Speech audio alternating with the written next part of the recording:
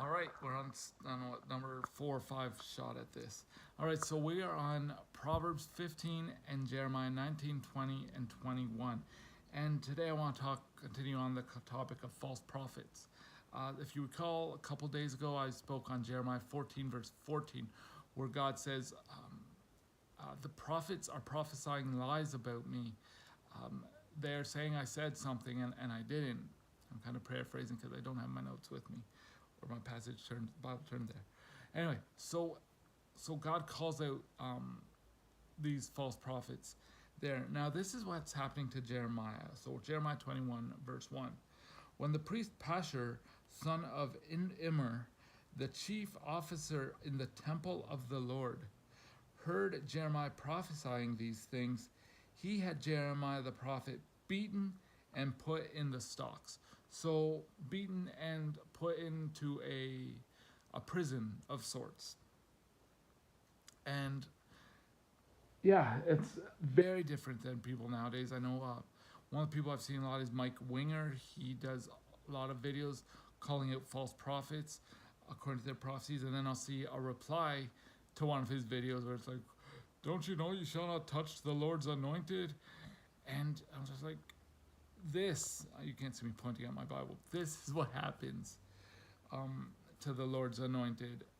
Calling someone out saying, hey, I don't think this person should be followed for false prophecy, that's not the same thing. Furthermore, that verse is actually out of context. Anyway, and now Jeremiah's response to this, his prayer response to this, is very interesting. Makes me think of the book of Job, who lost everything and just cries out, and it's very hard to follow sometimes. Anyway, Jeremiah 20, verse 7. O Lord, you deceived me, and I was deceived. You overpowered me and prevailed. I am ridiculed all day long. Everyone mocks me. Whenever I speak, I cry out, proclaiming violence and destruction. So the word of the Lord has brought me insult and reproach all day long. And if I say, I will not mention him or speak any more in his name, his word is in my heart like a fire.